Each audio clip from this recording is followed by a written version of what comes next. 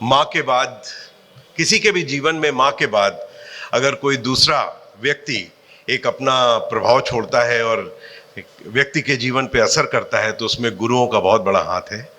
कार्यक्रम के इस पार्ट के अंत में हम अपने दो गुरुओं से मुखातिब होने जा रहे हैं। डॉक्टर अनीता गोपेश जी को मैं गुजारिश करता हूं कि वो अपनी बात रखें। बहुत अधैर्य हो रहा था, टाइम जा रहा है और प्रताप भाई सामने हो और किताब पे बात हो और हम बोले बिना चले जाएं, ये भी नहीं, मतलब लग रहा था कि बहुत बड़ा पाप कर देंगे अगर हम बिना बोले चले गए तो इतनी सारी बातें हो चुकी हैं। बहुत अच्छी बात है कि विविध आयामों के लोगों को आनंद भाई ने यहाँ पे जोड़ा है। दो बहुत अच्छे हमारे शहर के निर्देशकों ने पहले रंगमंच, रंगकर्म के एंगल से इस नाटक पे बहुत ही विस्तार से बात रखी। उसके बाद कवि, सिनेमेटोग्राफर, फोटोग्राफर अजामिल जी आए तो उन्होंने सिनेमेटोग्राफी के बहुत सारे आयाम बता डाले।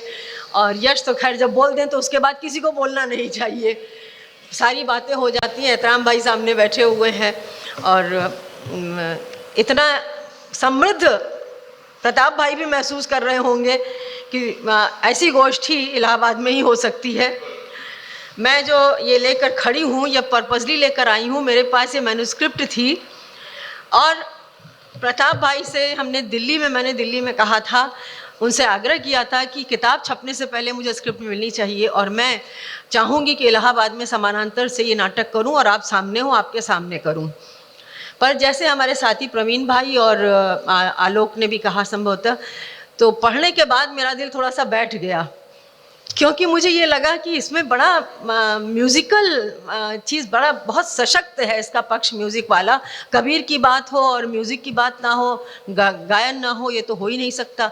और हम लोग इलाहाबाद के लोग संसाधन में बड़े विपन्न लोग हैं जो नाटक करते हैं वो जानते हैं कि कैसे वो चादर अपने पैरों के बराबर करते हैं। तो मेरा तो दिल बैठ गया, मुझे लगा कि ये मेरे बस का नहीं है। हमारे दोनों निर्देशक, समर्थ निर्देशक यहाँ बैठे हैं। मैं उम्मीद करती हूँ कि ये नाटक, अभी भी मेरी इच्छा है कि कोई करे, इलाहाबाद का कोई भी निर्देशक, कोई भी रंगकर्मी करे, पर इलाहाबाद में हो। पर उससे इतर हो सकता है कि दिल्ली में बड़े समर्थ लोग हैं, बड़ा संसाधन है उनके पास आर्थिक सामर्थ्य भी बहुत होगी, स्थान भी होगा, रिहर्सल की जगह भी होगी। हो सकता है, जैसा सभी लोग कह रहे हैं और ऐसी भविष्यवाणी मैं भी देख रही हूँ कि ये नाटक बहुत बहुत चर्चित होने वाला है और इसकी बहुत चर्चा होगी। तो हो सकता है कि नाटक दिल्ली नहीं और बहुत सारे बड़े शहरों में बहुत हो, पर लिखा तो इलाहाबादी ने ही। अंधा युग लिखा धर्मवीर भारती ने ही, तो हमारे प्रताप भाई ने ही लिखा। लोई, इतने दिनों से कोई मौलिक नाटक नहीं आ रहा था, इतने दिनों से सशक्त स्क्रिप्ट नहीं आ रही थी, इतने दिनों से प्रायोजित अप्रायोजित नाटक जो स्वतः स्फूर्त हो, अपने मन से निकला हो, ऐसा नाटक इसकी प्रतीक्षा थी। और इस सारे घटाटोप अंधेरे में प्रताप जी की ये स्क्रिप्ट जब हमको मिली, ये पूरी हम दे सकती हूँ प्रताप भाई को, अंडरलाइन कर करके पढ़ा है मैंने। और इससे गुजरते हुए बाकी एस्पेक्ट लोगों ने बताया, पर मैं इसको एक स्त्री के नज़रिए से रेखांकित करना चाहती हूँ। इससे गुजरते हुए मेरे मन में, मैंने भूमिका बाद में पढ़ी, मेरी आदत है मैं पहले रचना पढ़ती हूँ फिर भूमिका पढ़ती हूँ, उसके परिप्रेक्ष्य में रचना को देखने के लिए। पहले मैंने जब पढ़ा तो मेरे मन में बार बार आ रहा था कि जितनी ये सूचनाएं हैं इसका आधार क्या है। और प्रताप भाई ने ये जो घटनाएं ली हैं इनमें, हालांकि इन्होंने बहुत ज़्यादा घटनाएं नहीं ली हैं, इन्होंने लोही के जीवन की चुनी हुई घटनाएं, जो बहुत चर्चित घटनाएं, उनको लेकर नाटक का ताना बाना बुना और बहुत सफलतापूर्वक पूरा उसका चरित्र खड़ा कर दिया है। मेरे मन में आ रहा था कि प्रामाणिकता क्या है, इतनी घटनाएं जो हैं वो उसका प्रामाणिकता क्या है, कहाँ से मिली है, क्या क्या हुआ है। नाटक पढ़ने के बाद जब मैंने भूमिका पढ़ी तो भूमिका भी कम सशक्त नहीं है। मुझे कहना पड़ेगा, भूमिका पढ़ने से बहुत सारा जो संशय था, बहुत सारी जो बातें थी, इसलिए ख़त्म हो गई कि उन्होंने लिख दिया है इसमें। और उसको पढ़ने के बाद तो मुझे लगा कि अब कोई जवाब देने की ज़रूरत ही नहीं है। जो लिखा है प्रताप भाई ने, क्या बात है, मतलब किस दिल से इन्होंने उठाया इस विषय को, यही लिख सकते थे। मेरे पास जो संदर्भ थे मैंने लिख दिए हैं। आपको नाटक पूर्ण काल्पनिक लगे तो भी मुझे स्वीकार्य है। इससे बड़ी बात क्या हो सकती है? तो अब कोई बात उठाई ही नहीं जा सकती है। और उसके बाद मुझे ये लगा कि सब लोग बात कर रहे हैं उस संदर्भ की जिसमें वो साहूकार के बेटे के पास कबीर ले जा रहे हैं।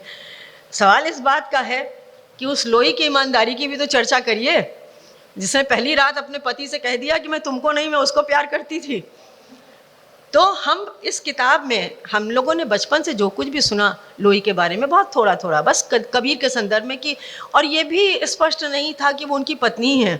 बहुत जगहों पे शिष्या कहा है, बहुत जगह पे कहा गया है कि वो उनके सत्संग में आती थी। हालांकि कहीं कहीं ये भी है कि उनके वाणी का कुछ अंश जो है वो लोई नहीं लिखा था। बहुत सारी दुविधाएं हैं, पर इस पूरे नाटक में इतने स्पष्ट रूप से जो संदर्भ लेके चले हैं प्रताप भाई, मुझे ऐसा लगता है कि प्रताप सोमवंशी हमारे आज के युवा पीढ़ी के उस बिरादरी को बिलोंग करते हैं जो मुझे बहुत आश्वस्त करता है स्त्री की निगाह से, जो स्त्री को सम्मान देकर पेडेस्टल पे नहीं बैठा रहा है, जो स्त्री को अपने बराबर रख रहा है और स्त्री के प्रति एक बहुत सदैव सहानुभूति भी नहीं कहेंगे हम उसको, एक पहचान रखता है और उसके संघर्ष को, उसकी पीड़ा को समझता है। और उसी को जब इन्होंने शेखर सेन के गायन में जो कबीर को सुना, तो मुझे लगता है कि लोई जो डॉक्टर अभिलाषा जी ने शुरू में कहा ना बधाई देते हुए कि प्रताप जी की लोई, तो वो फ्रेज मुझे चिपक गया, ये प्रताप जी की लोई है। ये लोई जो है इन्होंने पढ़ा, जो कुछ इकट्ठा किया उसको लेकर इनका जो एक संवेदनशील कवि हृदय है, जो समता मूलक समाज की कल्पना को लेकर चल रहा है, वो भी उत्तर पीढ़ी जो अपने साथ की स्त्री को, पिछले दिनों मनोज पांडे की कविता में हम लोगों ने पढ़ा था, उन्होंने सुनाया था कि मेरे पाँव में कांटा, तो जब उनकी दुल्हन पत्नी आई तो उनको लगा कि उसके पाँव में भी कोई कांटा हो सकता है। वो जो संवेदना है, वो संवेदना मुझे प्रताप भाई में दिखाई पड़े। मुझे लगता है कि इन्होंने लोई से अपने आप को एकात्म कर लिया बिल्कुल। और ये जो इनकी पक्षधरता थी स्त्री को समझने की, तो इन्होंने लोई को खड़ा किया है। और हम इस पुस्तक में कबीर को लोई के प्रकाश में देखते हैं। हमने अब तक लोई को हमेशा कबीर के संदर्भ में देखा है, पर मुझे लगता है कि पहली किताब है जिसमें हम लोई के प्रकाश में कबीर को समझ रहे हैं। और लोई जो हमको दिखाई पड़ रही है वो कैसे धीरे धीरे विकसित होती है। इतनी नाटक बड़ा होना भी नहीं चाहिए। मैं मानती हूँ कि नाटक बहुत लंबा नहीं होना चाहिए कि लोग ऊब के जम्हाई लेने लगे, पर मुझे बहुत बार लगा प्रताप भाई कि बहुत जल्दी खत्म हो गया। मेरा मन हुआ कि और होना चाहिए था, हमें और संदर्भ भी सुनने थे, पर जितना है उतना ही पूरा है। और उतने में ही मुझे लगता है कि एक संवेदना जो स्त्री की है उसको लेकर आपने लोई का जो आपके पास उपलब्ध जो था उसको लेकर आपने उसको गढ़ा है और उसको खड़ा किया है। और वो स्त्री आज के, और सच बात है इन्होंने अपनी भूमिका में भी लिखा है, जो मैंने नोट भी किया है, कि इन्होंने एक नए चश्मे से लोई को देखने की कोशिश की है। वो चश्मा जो लोई के चरित्र को 650 साल बाद आज समकालीन बनाता है, सम्यक बनाता है। उसकी क्या ज़रूरत है, जो हमसे पहले वक्ताओं ने कहा कि आज उसको उठाने की क्या ज़रूरत है, तो उन्होंने उसको स्वयं लिखा है। जो लिखा है कि लोई के बिना कबीर को देखना मुमकिन नहीं है, लेकिन कबीर बरगद की विशालता लिए हुए आते हैं कि लोई उसकी छाँव की बेल की तरह हो जाती है जिसका अस्तित्व ही नहीं पता चलता है। तो उसका अस्तित्व रेखांकित किया। मैंने लोई की तरह सोचना शुरू किया, लोई को आज के संदर्भों के लिए एक ज़रूरी औरत की तरह देखने का प्रयास किया, और यही बहुत महत्वपूर्ण है। इसलिए मुझे लगता है कि वो लोई के व्यक्तित्व के प्रति आकर्षित हुए, उसके बहाने, उसके माध्यम से सारी स्त्रियों के प्रति आकर्षित हुए, स्त्रियों के प्रति संवेदित हुए, और उन्होंने संकल्प किया और इतना समय लगाया इसको लिखने में। मैं उनके इस समतावादी और स्त्री के प्रति पक्ष में खड़े होने के इस जज्बे को, उससे अभिभूत हूँ, और मैं उन्हें अपने बहुत करीब पाती हूँ, इसके साथ उनको अपने बहुत करीब पाती हूँ। और स्त्रियों के पक्ष में खड़े होने का एक और प्रमाण जो सबसे बड़ा है, जो समर्पण है, जिसका जिक्र यश ने भी किया है, जो उन्होंने किया है, प्रतिमा को समर्पण किया है और साथ में लिखा है, मैं कबीर के पाँव की धूल का एक कण भी नहीं बन पाया, पर तुम जिंदगी के सफ़र में पग पग पर लोई को अपने भीतर सहेजे रही। बहुत बहुत धन्यवाद।